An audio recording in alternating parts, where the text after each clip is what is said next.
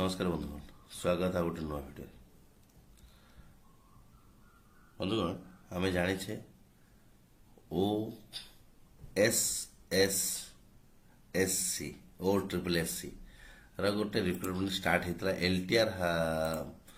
LTR आसला दिन आम प्राय किसी भूली जाइए कारण पोजीशन बहुत कम थिला। आमर जो एससी एसटी डेवलपमेंट सोसाइटी अच्छी ओके आश्रम स्कूल जो गुड़ाक तार गोटे रिक्रुटमेंट बाहर एठी भी हेवी कंपटीशन, पोजीशन बहुत कम, कंपटीशन प्रबल। देखिए सरकारी स्तर में बर्तमान ओ ट्रिपल एस सी तरफ तार गोटे पोजीशन और एप्लिकेशन रेशियो गोटे अनुपात गोटे देइछन्ति। टीजीटी आर्ट्स पोस्ट थिला, टीजीटी साइंस थिला, सेवक सेविका थिला, प्लस टू स्टूडेंट मान ट्राइबल लैंग्वेज टीचर थिला, Hindi Sanskrit physical education teacher मते थिला। किंतु वर्तमान जदि आम देखा सिचुएशन ना हिंदी टीचर रो पोजीशन थिला 83 टा किंतु पाखापाखि 2943 पोस्ट माने एप्लिकेशन आसी। संस्कृत टीचर 71 3460 एप्लिकेशन आसी। पीटी 105 2739 आसी application.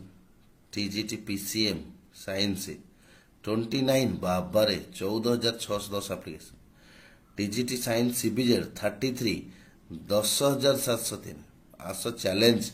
TGT arts 29 position 19303 position बाबारे भगवान।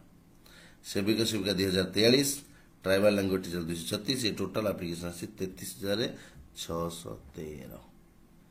यही परिमाण बर्तमान एप्लिकेशन आसी तामाने केते कंपटीशन रहिबो। प्रथम तो मु तो 2 वर्ष ये कथा कही आछी ओके जो पॉपुलेशन अधिक हो जाए ऑटोमेटिकली कंपटीशन अधिक हुए। कंपटीशन को बीट करने पाई करप्शन भी बेले बेले हुए।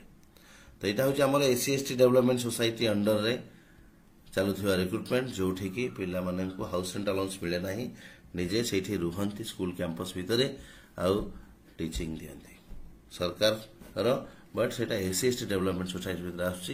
पर्टिकुलर ट्राइबल एरिया थिबा school SC ST development school रे ही आपन पाइबे। गत वर्ष भल थिला, ए वर्ष गत वर्ष ऑफलाइन एग्जाम हेतिला, इश्यू चलता बहुत तापर हेतिला एपन पिला माने भी केस करी चाकरी पाइ नाहंती। बर्तन एटा 2023 रो कथा म कहूची, बर्तन 24 रो रिक्रुटमेंट एटा इत्ति की एप्लिकेशन आसीची। यदि आपण प्रिपेयर करछंती ताले प्रिपरेशन कंटिन्यू करंतु कारण कहि होनी आपण तार भितर भी बेस्ट ही पारंती। Thank you so much.